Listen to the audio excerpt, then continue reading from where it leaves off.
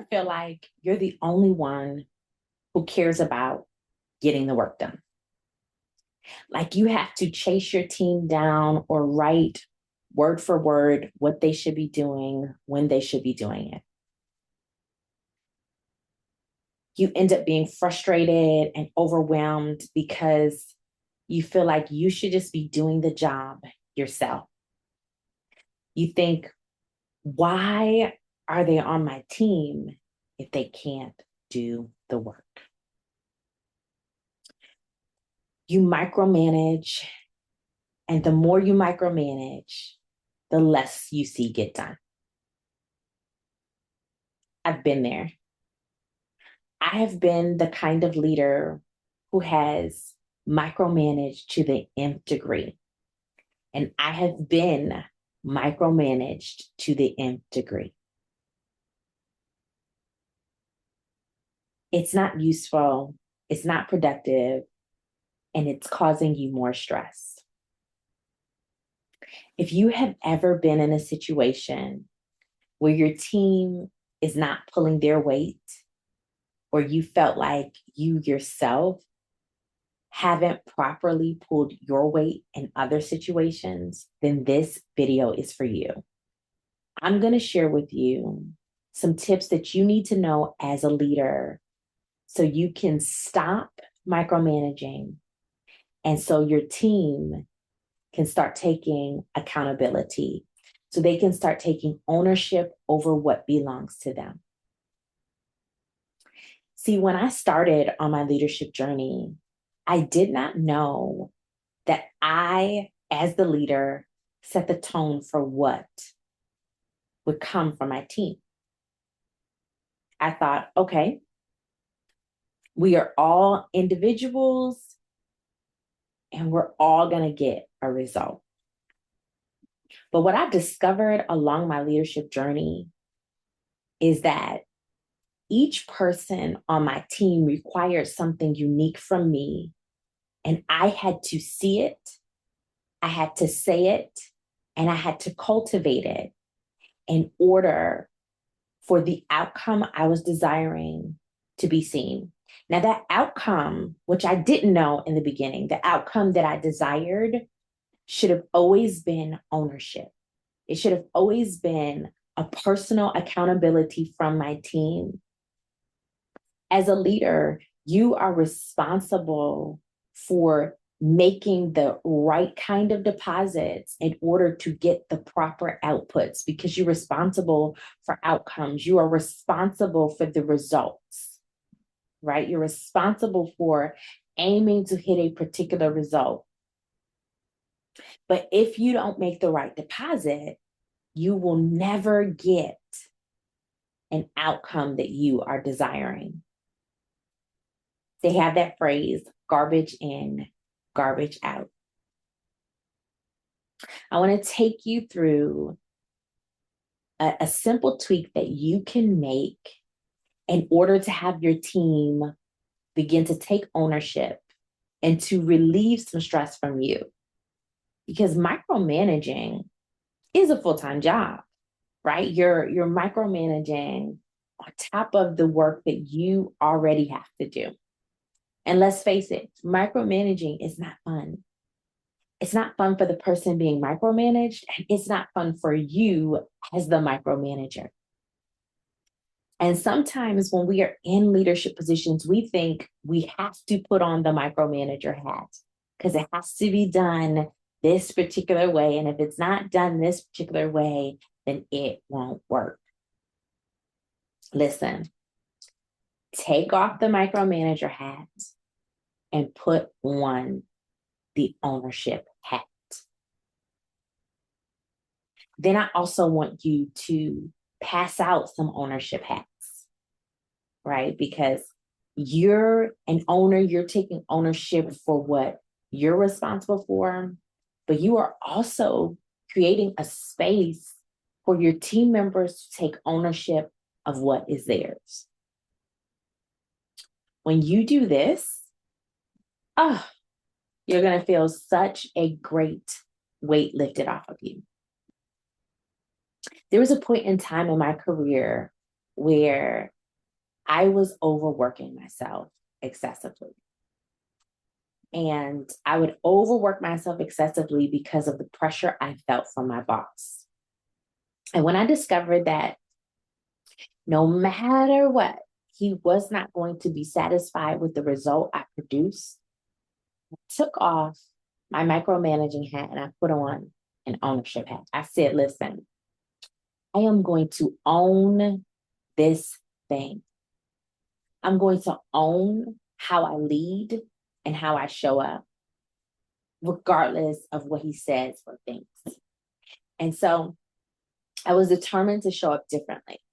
And in showing up differently, I made decisions based on how I interpreted things and how I felt about situations, and not based on what I thought my boss would think about the thing that I was doing, and not based off of a desire not to get in trouble.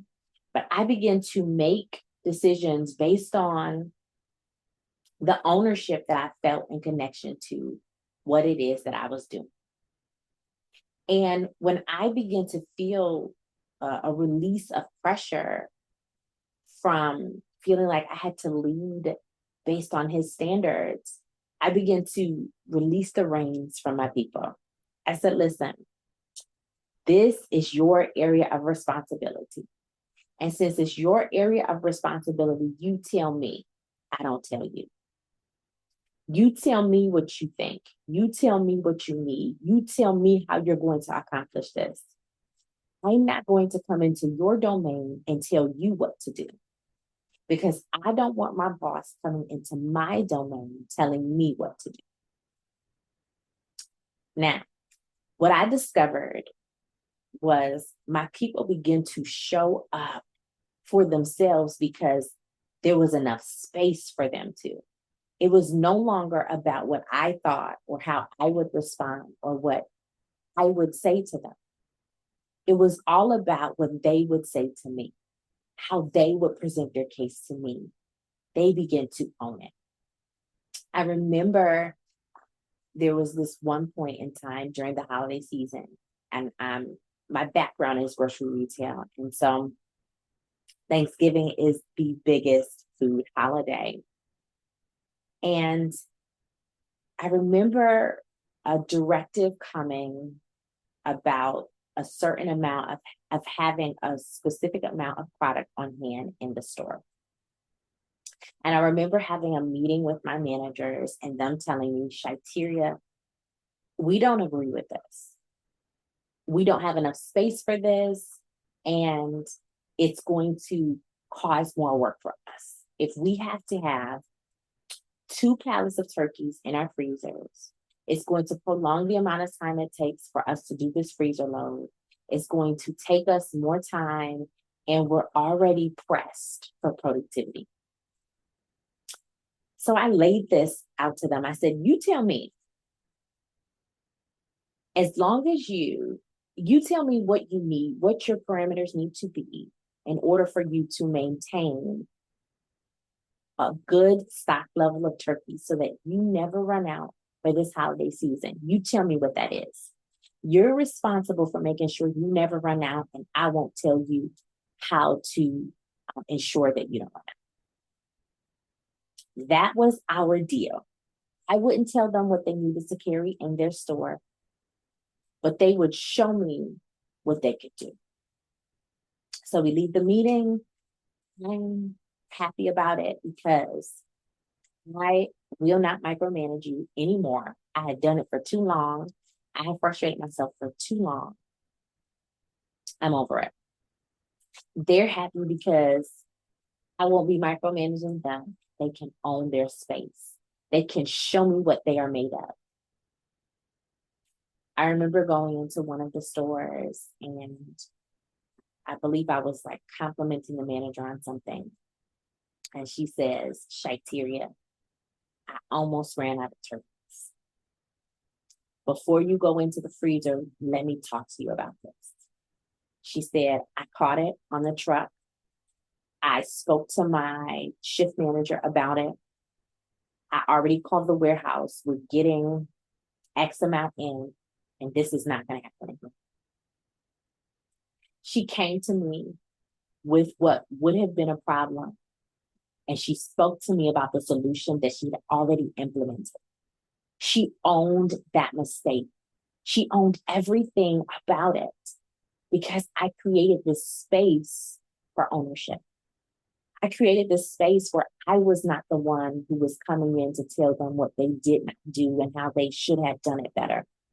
But I created this space for my managers to come to me and tell me what they were doing in their realm, what they were doing in their area of responsibility.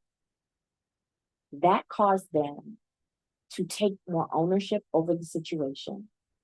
And I just became the person who they delivered,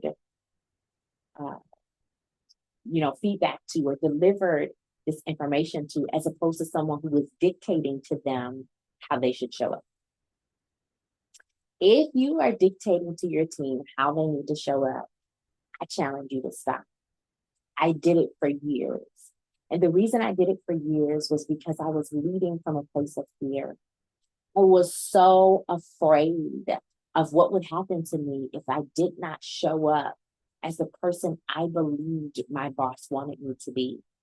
But I was completely sick and tired and over it. And I saw it wasn't pleasing anyone. He wasn't satisfied, and neither was I. So why should I pretend? Why should I show up as a version of myself that brings no benefit to anyone around us? When I decided I'm going to own me, I'm going to authentically show up as the best version of myself, and whether he likes it or not, I'm going to get the results that I know I'm capable of and that I know my team is capable of. It changed everything. So as simple as it sounds, it's not always easy, right? It's simple. You decide that you're going to create this environment of ownership. Now, depending on your personality, you're going to have to make some tweaks and adjustments to the way that you think in order to deliver this deliberate result. Because ownership is going to require you to see your people as capable of doing the very thing that you've required, regardless of whether or not they have dropped the ball in the past. I had numerous holidays and numerous days where I had walked into the stores and found out of stocks. Now, this is the biggest food holiday of the year. But what I gave my team was a baton of trust. I said, I trust that you have the capacity to do what's necessary to get a result that I know you are capable of. I did not harp on the old, what they had not done in the past, but I applauded them for what I knew they could do in the present. I applauded them because I knew that if I spoke of what they were capable of, it would create this environment where they rose to the occasion. See, many times as leaders, we don't realize that whatever we say is going to come to pass because we're either locking the environment down or we're lighting the environment up. You as a leader have this authority to really authorize greatness. I'm going to say that again. You as a leader have this authority to authorize greatness. You can light up a room by giving ownership, by handing out these ownership hats, by allowing those who you are connected to see that you trust that they have the capacity to do the thing. Now you may be thinking, well, Shiteria, what if they have not demonstrated to me that they can do the thing? If they have not demonstrated to you in the past that they have a track record for performing in the future, you have to have a conversation that clearly outlines your expectation. I told you, I had this meeting with my team, and I said, well, this is what the organization is saying that needs to happen. in order for you to not run out of product? What do you think? I wanted to hear their thoughts. I wanted to hear where they saw challenges or obstacles that needed to be overcome in order to get the result. So we talked about the elephant in the room. Is this going to be a problem, as opposed to brushing some things under the rug? As a leader, you have to make sure that you are addressing issues head on before they manifest, right? Because there's always going to be an objection or an elephant in the room that, when not properly addressed, becomes dangerous in the future. It can end up dominating the majority of the work that's being done. It can overtake it. It can overwhelm it because it was not addressed when the problem did not yet exist. As a leader, you have to have vision and foresight into the future to know what's something that could hinder their progress. And so, because you are leading, you lead from a place of knowing that an obstacle could be present, but you give this hat of ownership. You say, I know that you know your area the best, so tell me what you need to succeed. They tell you what they need to succeed, and you agree with them for the outcome. You agree with them, you partner with them, ensuring that they have the resources that they need in order to get the result that they said that they were capable of. So now we both agree that you have this capacity. We both agree that you have the right mindset for this thing. We both agree that this is possible for you. So tell me what could prevent it. And as you go through this process with your leaders, they're beginning to practice in their minds for what will come down the line, and they'll already be prepared with a solution.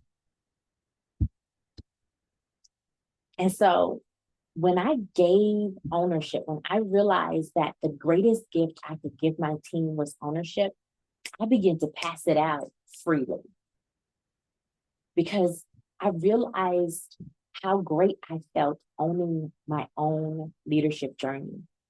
I realized how great I felt when I no longer had the weight of the idea of my boss second guessing me. And that weight was removed when I decided I would no longer carry it. I decided that I would own what I was doing, and I would show up as the best version of me, and I would do whatever was necessary to meet that version. As you allow ownership to become a value, to become a part of the conversations that you're having with your team, you're going to begin to see them excel. You're going to begin to see them really light up. And as they take up more space, as they are owning their territory, you're going to see their potential. You're going to see them. It's just going to be a whole new world that opens up to you. When I begin to see, wait a minute, this person is capable of more than what I have given them credit for, because the reason I wasn't giving them credit for what they were capable of was because I wasn't given credit for what I was capable of. It shifted my whole perspective, and it shifted how I spoke and how I thought and how I interacted with my managers. So I just want to challenge you, as you are on this journey, to think about how you can open up ownership for your people, how you can begin to create this pathway where they become owners, where you become an owner of your leadership, they can become owners of their leadership, they can become responsible for the inputs that they're putting in and the outcomes that are happening in their surroundings. You can become responsible for the inputs that you're putting in and the outcomes that are coming up as well. And so I'm excited about what this year will bring for you. Comment, let me know how distributing ownership, how really engaging with your team as an owner instead of somebody who needs to be dictated to has changed the trajectory of your leadership. Listen, I'm looking forward to seeing you in another video.